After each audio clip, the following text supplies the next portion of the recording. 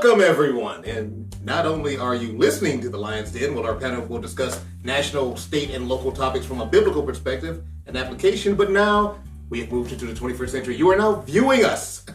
I'm your moderator, Mark Richardson, and we have the posse together once more. A big welcome to John, Tino, and Todd. I'm not sure that was in order. I know that was not. I should have started looking randomly throughout. John over there. Yes. So I know. It's like see, it plays well on radio. Yeah, it does. Yeah. John. Thank you. Yes. Tino. Hey. And Todd. There you go. All right, folks. It's like Yes. before we dive into the pool here, is there any projects that you've been working on since our last escapade? Let's see. Last escapade. I've been doing some book lectures. I actually have a book out on Christian themes, and it's Christian themes plus politics and challenging stuff. And I've been fortunate to be able to go out and do some lectures on that and selling books, which is a good thing. Wow. Oh, cool. Excellent. Tino, anything? I put up a couple swings in our backyard.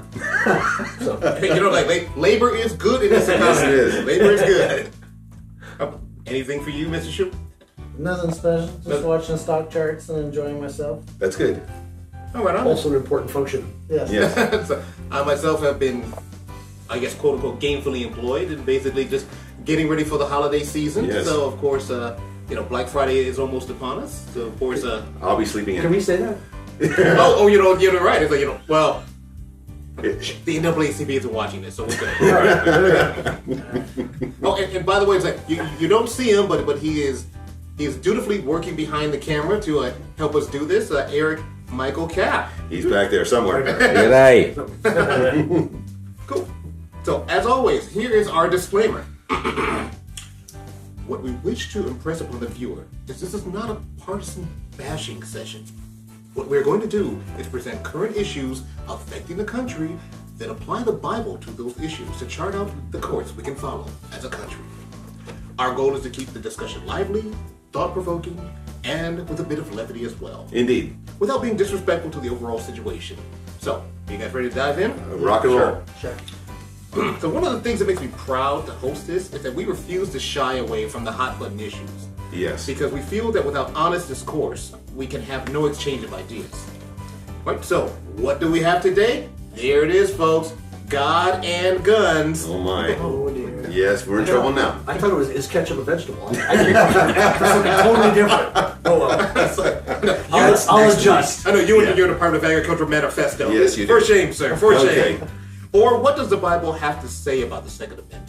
And how do we apply it in the age of mass shootings that we find ourselves in? Yeah. So, and I know I told you guys a couple of articles. Go ahead. Well, I mean, the very crux of this argument goes to whether somebody has the right to live or not. And you have in the Exodus, in the Ten Commandments, you said, do not murder.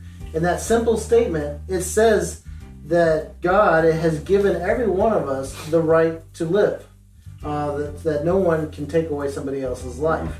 And so when you have a situation where somebody is in power, whether using a gun or not, the other person, that person with that weapon has the decision or has the ability to make the decision to end the other person's life or not. And really the argument is, who do you wish to have the guns, the good guys or the bad guys? Who do you want that right to decide who lives and who dies? And my sort of understanding is, if everybody has the right to live, then everybody should have that equalizer. The right to protect him or To herself. be able to protect Yeah. themselves. Yeah. And a lot of the issues with the gun violence and gun mandates and gun control comes from the mass shooting, which a lot of society likes to tend to attribute to America in general. Our Wild West cowboy mindset. Right. So I was a lot of people accept that. I think 1966 in Austin, Texas, was the first technical mass shooting, or the first shooter, a lone wolf who killed over 12 individuals. Right. I did a little digging, and so actually one of the first ones was 1949. Right. Okay. But then overall, so the total amount of mass shootings in the United States that killed over 12 people, 14.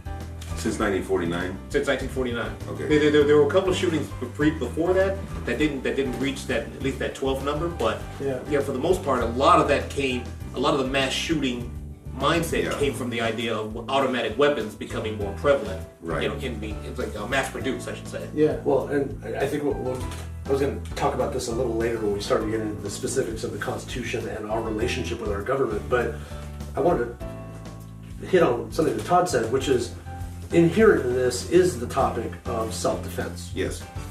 And for many people in the Christian movement, there's an anti-gun, anti-Second Amendment, anti-violence, pacifist opinion of this. And the thing is, in researching the topic, there are verses that support both positions. However, I believe, and I think where we're coming from, is that Second Amendment, in conjunction with the biblical principles, gives us a much more rational basis to draw on. And what I was simply going to ask is this, which is if we have, as there was a biblical scholar named David Barton who talked about the fact that our founding fathers wanted to secure the biblical right to self-defense. Yeah. And the question he poses is, if we have the right to self-defense, does it matter which weapon we choose? And who should make that decision? Which gets into the governmental aspect of it. That's it. So if a brick is okay, is a gun okay? Yeah. Right. Before we dive a little further into it, let's read what the Second Amendment actually says. Yes, okay. Okay. Which is a well-regulated militia being necessary to the security of a free state, the right of the people to keep and bear arms shall not be infringed. Okay. So basically, when you look at the Second Amendment, you try to deconstruct it from its 18th century language. It's essentially saying there should be no boundary, no barrier to any individual arming himself in the way he sees fit. And it connects that to this idea of a militia, which we understand somewhat differently now than it meant back then. Right. Right. So Yeah, go So ahead. I was going to say the new interpretation of militia is, and again, this kind of gets, for lack of a better term, nanny state politics. This is something that John and I have talked about before. There were a lot of functions that the early church took upon themselves in fulfilling their biblical commission, such as orphanages, such as Social Security, caring for the poor, the invalid. These are all duties that the early church took it upon themselves. And so part of what you look at now is we have ceded some of those duties to government. Right. And so now in 2017, the average individual says, oh, well, yeah, no, I believe in Social Security. I believe the government should do that. I believe in this other, it almost doesn't matter what the issue is. We've gotten to this place where we're comfortable ceding some of those rights. Right. And the thing about this is, a new interpretation of that is, oh, well, they're talking about militias. They weren't talking about individuals. They were talking about militias. And that's a new interpretation of this. But what it fails to realize is basically, if you look at the militia movement when our country was founded, there's three different bases. One is a constitutional basis of what that means. And if you deconstruct what you just read, Right. it falls on that standpoint. If you look at the historical basis of who the militias were made up of and the rules that governed the towns, which mandated one weapon per household, you would have to bring them in on an annual basis to make sure that they were working. Males over 12 were supposed to be trained in how to use them. Well, so that kind of shoots that argument. And then, of course, you have the rational argument, which is, again, in a nanny state, if we relinquish this to the government, well, that's all fine and dandy, but self-defense then doesn't become the principle, the overarching principle. It's something that we have ceded to the government. It's something we've ceded to our military or to our police. And to simply say, no, I'm taking a pacifist stance on it. Well, to truly be pacifist means, okay, then let's get rid of the guns. Let's get rid of our military force if you want to be philosophically consistent. Yeah. Now, I do want to bring up the point. I mentioned the Ten Commandments is do not murder. So now you have the right to live. Right. But then here's a scripture that actually states that you have the right to self-defense. And it's in Exodus 22, verse 4.5. If you happen to kill a burglar who breaks into your home after dark, you are not guilty if you kill someone who breaks in during the day, you are guilty of murder. Now, the difference here is that at night, you can question the person's motives. Most people that are trying during the day, it may not be a malicious act that they're trying to break into your house. It could be, it may not be, but at least you can identify this person and call authorities, or even escape. At night, you can't identify. You don't know what this person's intentions are. They could come in with a weapon. Your life is at threat, and God is saying, you know what, if you kill this person when they're trying to break into your house at night, I'm not going to hold you guilty for murder. And that's a huge statement, because God really holds, killing somebody is a big deal. In fact, so much so that He actually holds in Deuteronomy, He holds the town council, if there's somebody who is murdered and they cannot locate the murderer after an investigation, the town leader is supposed to take one of his cows, not the town's cows, his cows, and go take it into a valley that has no crossing on a river, and then break the cow's neck and leave it there.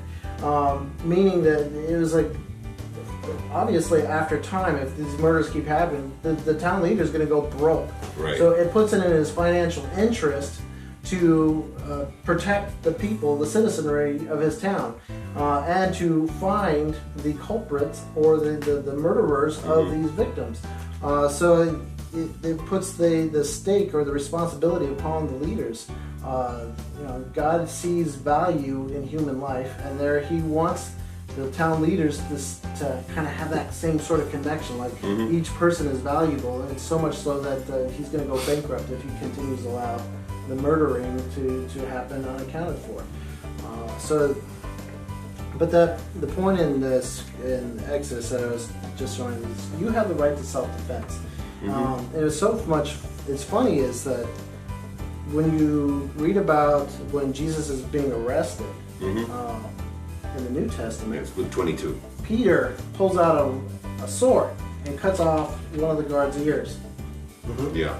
You're like, whoa, wait a minute, a sword? This is a military weapon. He's been carrying this around with Jesus for 3 years now? Well, Jesus told him to. That was the verse in his lecture is in Luke 22:36, where he tells him to buy the sword. Yeah, it's Jesus just right isn't before it. rebuking Peter. He isn't rebuking Peter for having the sword. He's rebuking Peter because he told Peter what was going to happen that night. He's been telling Peter that he's going to be arrested and taken and killed, and he's going to come back to life. For 3 years he's been saying this. And even on that night, he's telling Peter, this is the night that they're going to come and take me. And he takes him up to praying. He says, guys, can you just take him? My time is almost here. And so when the time actually happens, Peter just does not connect it, pulls out the sword, and then that's why he gets rebuked. Because here's a situation. He should have known or expected that Jesus was there to be arrested.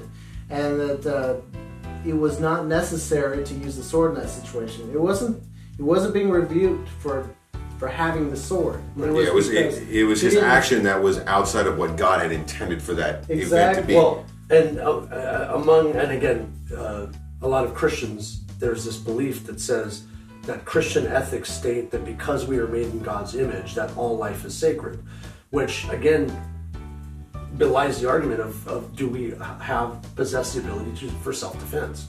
So the secondary argument to that, though, is Jesus accepting his divine role. Should we too be passive in the face of danger or evil?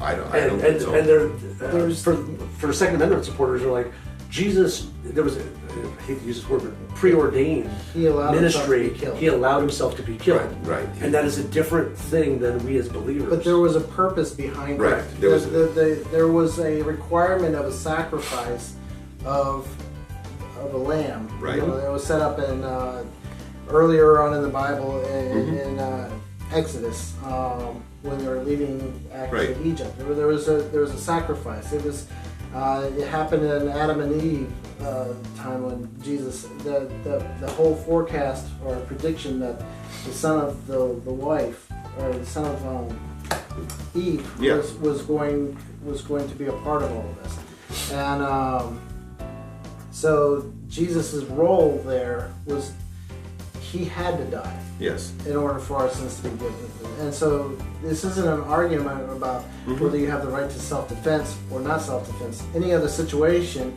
Jesus would be like, defend yourself. Yeah. But in this particular situation, this is what was deemed for or required by God, his plan, in order to happen. Yeah, I wanted to comment as well to try to connect the notion of Second Amendment to Scripture as well, and it's germane to what you're describing, because the scene with Jesus rebuking Peter over attacking the guy with a sword, it comes right on the heels of Jesus actually telling them to have a sword. So when we look at the Second Amendment, right, and it talks about having a well-regulated militia and that your right to to arm yourself shouldn't be infringed, right?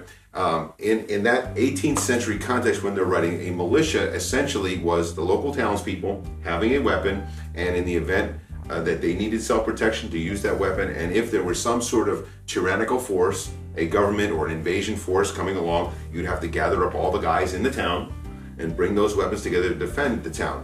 The first police forces, professional police force in the United States, didn't come about until I think the 1830s. So the first 40 or 50 years of the United States history, there is no real paid police force. Every man, every household is defending itself, and it's predicated, I believe, on a biblical idea of self-protection, which is in Luke 22. And you have the scene here at the end of Jesus' ministry, right? He's going about telling his guys to be prepared because bad things are coming. In verse 35, he says, Jesus asked them, when I sent you without purse, bag, or sandals, did you lack anything? Nothing, they answered. He said to them, now, if you have a purse, take it, also a bag. And if you don't have a sword, sell your cloak and buy one. It is written, and he was numbered with the transgressors, and I tell you that this must be fulfilled in me. Yes, what is written about me is reaching its fulfillment. The disciple said, see, Lord, here are 2 swords. That is enough, he replied. Now, isn't that interesting? He tells them, you guys, I'm sending you out into a dangerous world, and he's not telling them to be pacifistic and say, just, yes, you need to turn the other cheek is another teaching, but you don't have to lay down and allow whatever attack to come on you without standing your ground. And he doesn't tell them to take some minuscule weapon. A sword in the first century is a military grade weapon. He's telling them to match themselves with the strongest force that could come at them. Equivalent to what a gun is today. Exactly, a gun is today. Even the controversial automatic weapon. These things are on par with what is the potential force on the other side. So I think that's how you sort of meld the notion of having a well-regulated militia and not infringing on people's rights to own whatever gun they want with a biblical notion of self-protection with military-grade weapons. Well, and I would take it one step further. So the Founding Fathers, having just come out of the oppressive situation with England, were very cognizant of the fact that the relationship between the individual and the government was a fragile thing. That's why you have quotes from Jefferson, the tree of liberty needs to be fed by the blood of tyrants. This is a very real thing for them, but they also realized that liberty was something that had to be fought for on a constant basis. I have an interesting quote for that if I can find it. But the thing about that is, and since 1934, so this is where I'm going to take this one step further. 1934, you have the National Firearms Act. National Firearms Act was passed, and it was done so because of the violence in the streets. Does this sound familiar? Sure. So you had mobsters and rum runners and organized crime killing people in the streets, and there was this call among the citizens that said, the Tommy gun is too dangerous, we need to outlaw this, and the people that we voted into Congress agreed. So in 1934, they decided the National Firearms Act was passed. To me, it did 2 things. It made a clear distinction between what a military-grade weapon was and what a civilian purchased weapon could be. Okay. And so we made a distinction that said citizens are not allowed military-grade weapons from here on, since 1934. Wow. I think it did one more thing. It fundamentally changed our relationship with our government, because we basically empowered them as a parent to make the decisions on our behalf for us. So we ceded a part of our Yes. personal right to our government. Yeah. Well, yeah, essentially what you're saying is that whereas Jesus tells his followers, take the biggest, strongest tool, defensive tool, weapon that you can get to protect yourselves, in 1934, the United States government said, no, you can't have the best for yourself. We'll take on that role, and we see, 80 or so years later, how ineffective that is in actually protecting the society. What's funny is here's a situation. This is in 1 Samuel 17 involving David right before he's about to face Goliath.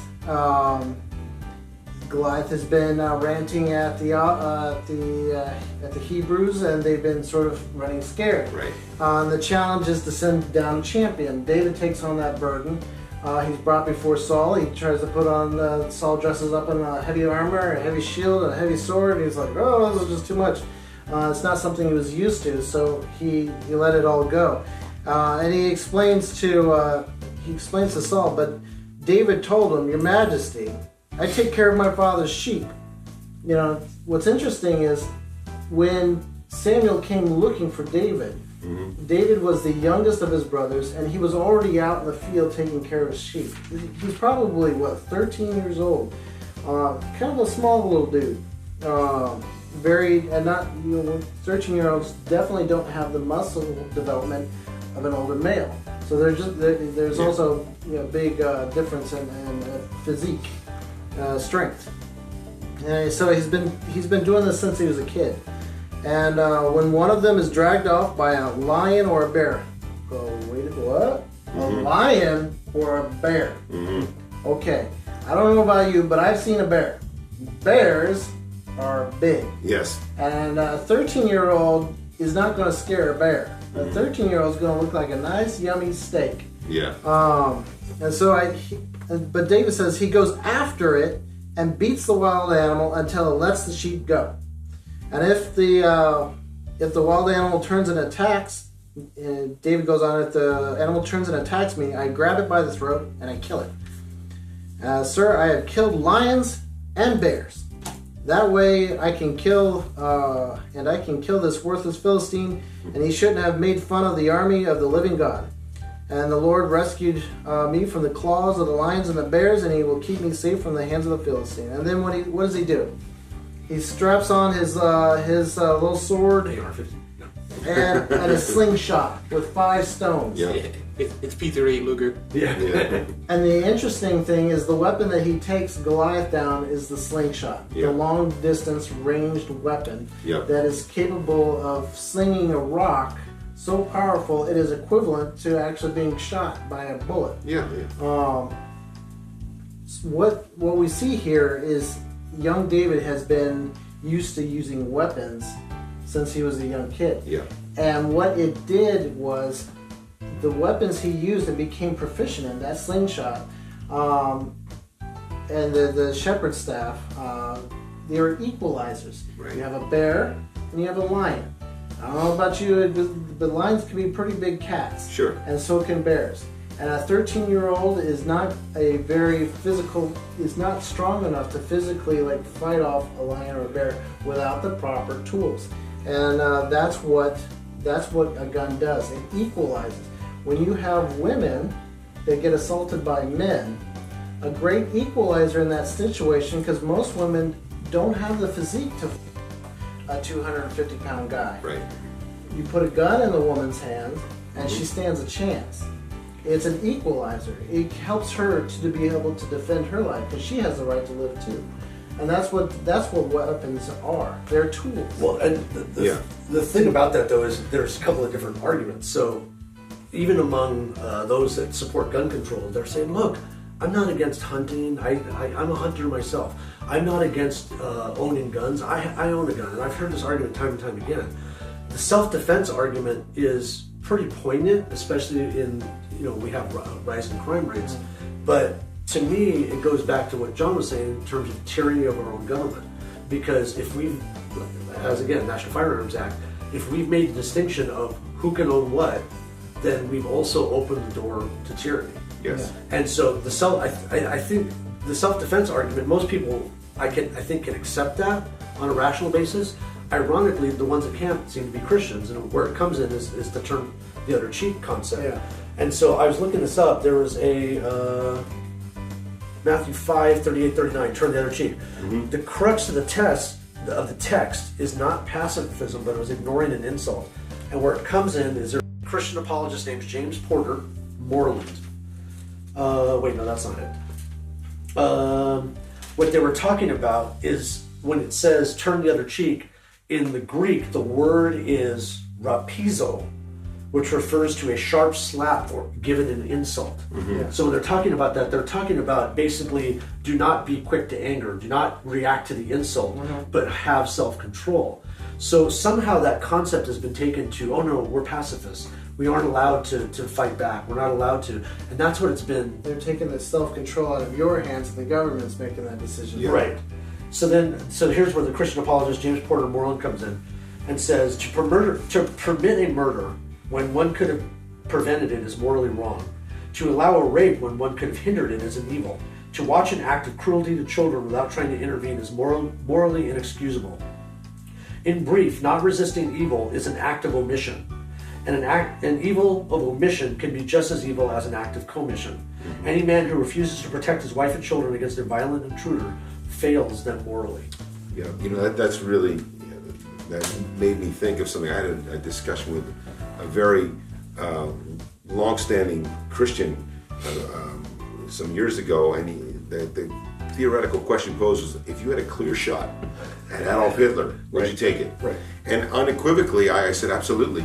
Absolutely. Right. And his answer was, well, I'm not sure. Right. And knowing what we know, I mean, maybe, who knows what anyone would have known back in the day, but it seems to me in that same light that there's far greater evil being prevented if Hitler is taken out than the evil of shooting a bad guy like that.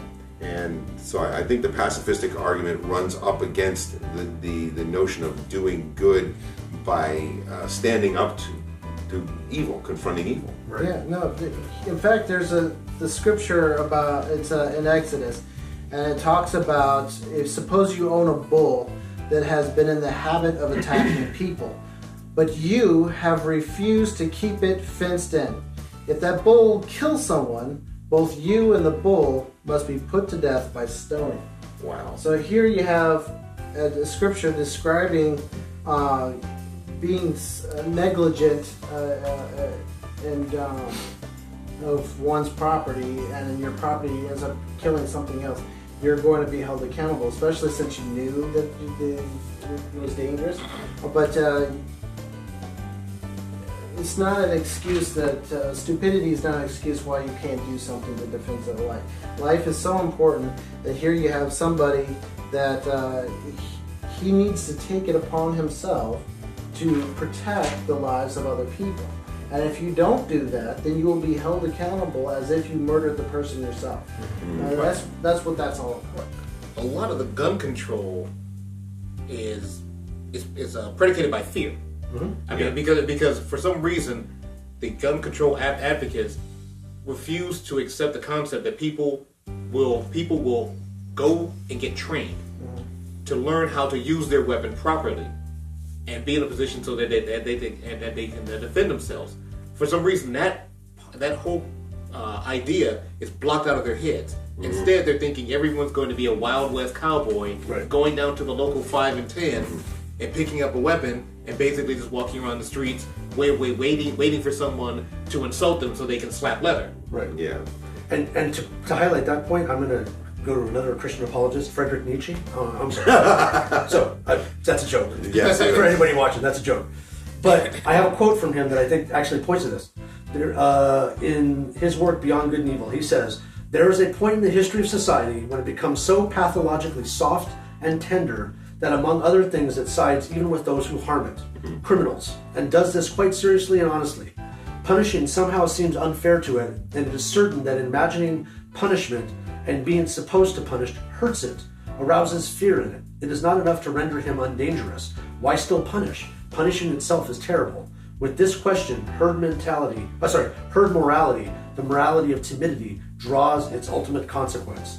And then he goes on to say, indeed with the help of religion, so very anti-religion, he actually pointed to the pacifistic part of this. Indeed, with the help of religion, which indulge and flatter the most sublime herd animal desires, we have reached a point where we find, even in political and social institutions, an ever more visible expression of this morality. The democratic movement is the heir of the Christian movement. So even Friedrich Nietzsche believed it. Yeah. That God and government went hand in hand. Yes, they did. You know what? The thing too, when we're talking about gun control and gun control laws, it essentially the argument for gun control law is if we get rid of guns, then we will do away with crime, or at least this kind of mass shooting type of crime. And that may or may not be the case. But I can say from a biblical perspective, if the law worked, that you could take the entirety of the Old Testament and you'd have no need for Jesus Christ. But clearly the Old Testament law didn't work because it saved no one, and the nation of Israel went from the height of Solomon to absolute abject disaster and destruction a few centuries later. It didn't save anything. It didn't ultimately protect their society from collapse because it could not be practiced perfectly, just as a gun control law cannot be practiced perfectly. We actually need a change of the heart of man. Genesis 6:5 says that God was grieved because he saw that the inclination of the heart of man was evil all the time. And therein lies the problem. If mankind is inclined towards evil, he's leaning towards evil invariably, irrespective of what laws are on the books. There are some people who will violate those laws because of the inclination towards evil. Which is why you have, so in the United States, there are fewer people that die by gun violence than do blunt force trauma from baseball bats or hammers or specifically knives or cars. So what we've been seeing a lot of lately are car attacks. Why? Because they're readily available, they're easy to get. So, I mean, we were talking about this at the break. Cars are somehow deemed useful, so we'll accept the fact that they kill more people than anything else in the United States and go, well, no, that it has a useful purpose, without seeing the same useful purpose as far as guns go. Yeah, because if I remember correctly, I know, and this actually goes, it's actually ironic on that standpoint. Most people, like I said, with the cars kill about 38 to 40,000 people a year, and with all this, with all the safety devices that we put in now, airbags, sensors, anti-lock brakes, that figure still stays about the same. It hasn't changed that much from the 40s and 50s when Ralph Nader wrote a treatise said unsafe at any speed to now. So if we take that and we take what you just said, is like evil is still inherent in man. Yeah. You know that man is still going to be reckless. People, we see it every day. People speed. People don't pay attention to traffic. Right. People don't pay attention to pedestrians. People make reckless moves because they believe they have more faith in the automobile than they do in their own skill. And the death toll keeps rising till it reaches a consistent point. Do we remove all cars?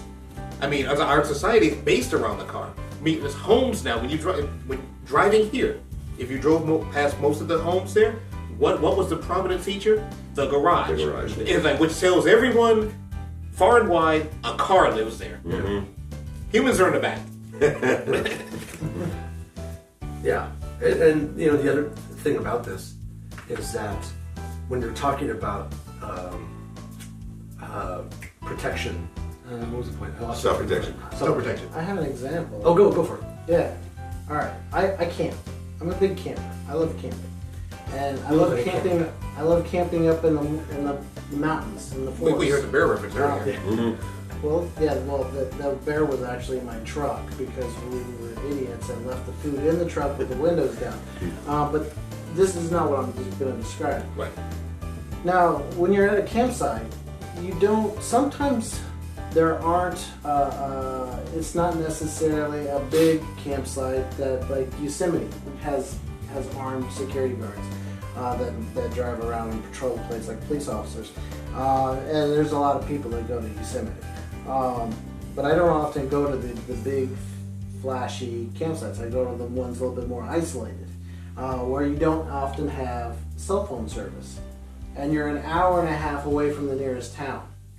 So here's a situation that actually happened to us, is we had a group of campers next to us that got really rowdy. They had been drinking and they were drunk. I was imagining this situation, like, what if they became dangerous and decided that they liked somebody in our campsite, or they wanted something, or decided to just cause trouble because they're drunk and belligerent. Here's my situation. If I was to rely on the government, that means I'd have to call the police. Well, I don't have self-service. Self-service, yeah. I don't have self-service, and the nearest sheriff's office is an hour and a half away. So by the time they were to even get there, if I could even get a hold of them, we would probably all be dead. Right. This is a situation where having a gun or a tool of some sort to protect yourself. In my case, I love archery, so I have a bow and arrow. I admit it's not as fast as a gun, but it's efficient. But having that kind of a tool to protect yourself, to be that equalizer between you and the danger, it doesn't even have to be a group of drunken individuals. It could just be a bear. I ran into a bear. And without a weapon, I wouldn't stand a chance against the bear. Well, and so you're talking about a camping situation, but even just in daily life, if you look at the statistics, one of the things I've found was that in the United States, 80% of crimes are committed outside the home, because most of us are not allowed to carry. State laws vary, but most of us are not allowed to carry a weapon out Down the street. down the street. So crime, the opportunistic potential for crime happens outside the home, not inside the home. In England, you have almost the exact opposite situation. Most burglaries in England are home invasion. And then this is a side point. Because they don't have guns in the house. Because they don't have guns in the house. So that this is a side point, but you start talking about, well, high capacity magazines. Well, and among gun culture, a 10-round mag is. They're like, when did that start being a high capacity magazine? John, yeah. But let me give you the stat real quick. So most trained officers in a firefight miss 70% of the time. So if you have a 10-round mag, that means you're gonna hit 3 times. Most home invasion robberies in the United States happen with 2 or more intruders. Yeah. So if you have 3 intruders, you've got a 1 shot to get each one of them, because the trained officer is going to miss 70% of the time. What's your ratio going to be? Yeah. So suddenly this becomes an issue, because you start looking at not just a situation where, you know, I'm out in a campsite and I have no cell coverage, but the average response times for most police departments in the United States is, I think it's 8 to 9 minutes. Yeah. Most firefights are over in less than a half minute, or 30 seconds.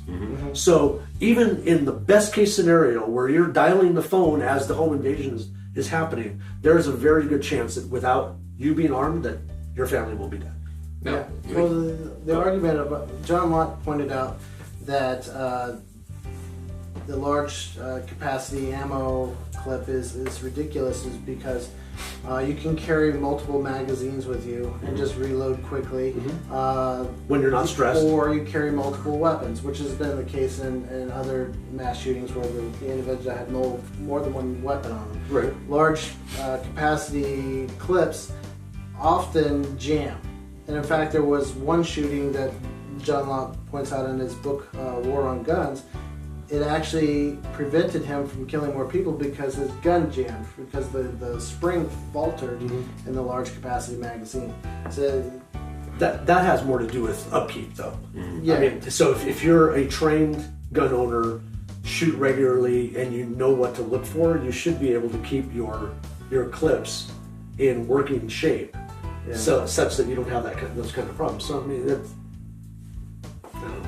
But actually, from a funny standpoint, you know, especially like the Hollywood left really is a big it's an anti-gun. Are they? Being profile. I hadn't noticed that. But they have bodyguards that carry well, guns. not only that, they carry weapons, but most of their, like, especially from TV shows Yeah. and their movies, the apocalyptic ones, strange. The government has collapsed and everyone's carrying a weapon. Right. It's all Mad Max. Wait, so I've never seen a Hollywood movie where, you know, where the apocalyptic scenario came in, and everybody was walking around with sunflowers. Yeah. Going like, stop, or I'll say stop again. Yeah. Well, and I mean, and you point to Hollywood, but even among our own politicians, California passed a whole bunch of gun laws last summer, 8 or 9 of them, and then within a month, most of the state legislators exempted themselves from the new gun regulations. And when those people were interviewed, they said, well, because of my politics, I have a lot of enemies.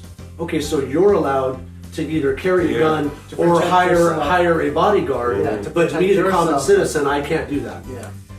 Ah, yes.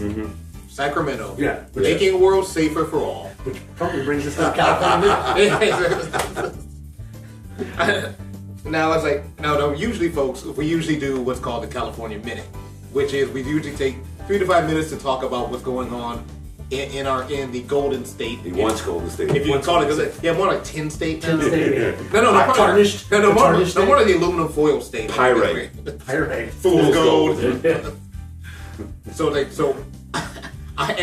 is on me. I actually thought we had not talked about the topic that we had previously, but we did. Yes. So what I am going to do is, in a brilliant stroke of panic, it's basically do what's called a tease. Okay.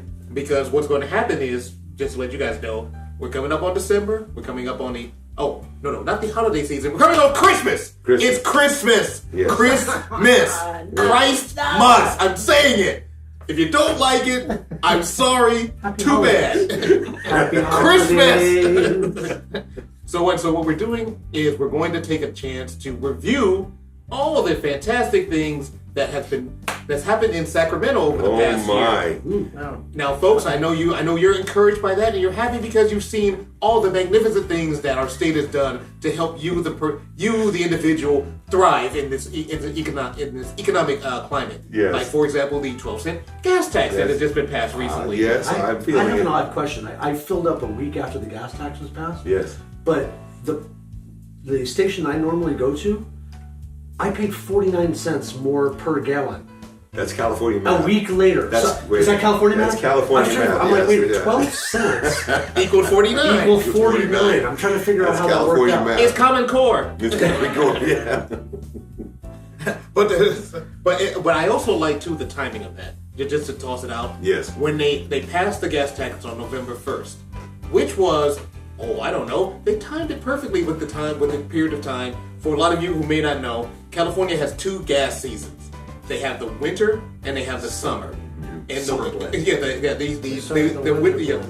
same day as the winter blend came out. So they basically, Which is cheaper. yes. Right, it's cheaper to produce. So what they do is A shell game. They have to shut down some of the refineries to retool to get ready for the winter blend. So usually that causes a spike in gas prices. Oh, hey, my gas spiked. Well, I know it's going to go down, except it doesn't. Yeah. This time it won't. It's going to keep climbing, and then with the cap and trade, that's going to be kicking in over the next year. I think what they said, best estimates, 63 to 73 cents more per gallon. Oh my. So what are we saying? For gas right now, I found $3.15. So we're talking about, and that's just the state tax. Let's not even talk about the federal taxes added on top of that. So everybody, back to your horse and buggies. It's the war on cars. Exactly. War on cars. So we're going to talk about the gas taxes. We're going to talk about all the legislation that's been passed by Sacramento. I don't even know where to even begin with that. Yes, there's just too much to count. But if you want to hear that, feel free to go ahead and make sure you listen to us, or go ahead and watch our YouTube channel, right? I'm not sure. I know we have a page called InTheLionsDenPodcast.com. That much I know. Yes, that part we do have. As a matter of fact, I know. You gotta be careful because YouTube is gunning for any conservative. Yes. I know. That's right. Yeah, it's like if you go on and you try to find it, you find a test signal, you know what happened. Yes, there you go. It's got pulled. we were yanked. So let's see. Yep. So we wrap up another journey Another journey. into the lion's den.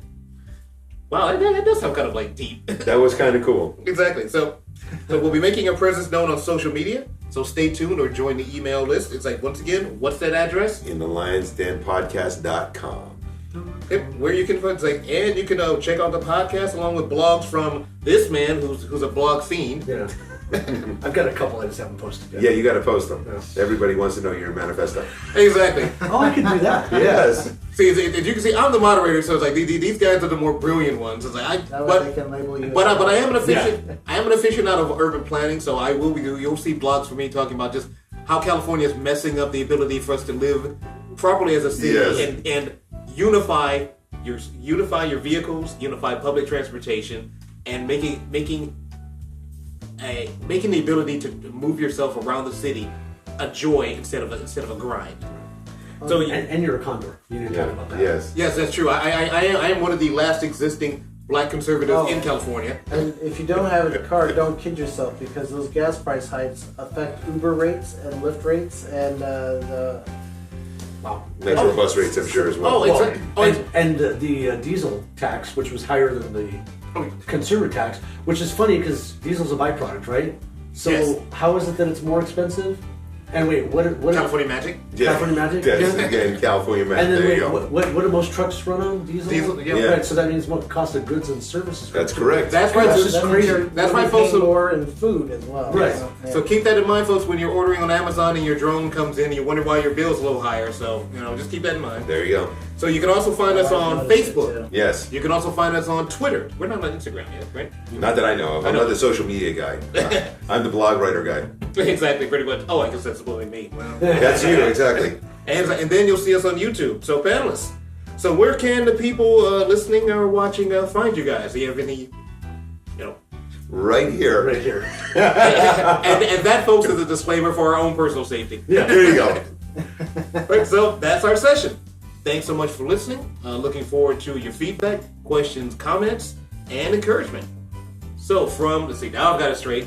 From Todd, from Tino, and myself, I'm Mark Richardson, and wishing you a happy and healthy time and holidays, folks. Take care.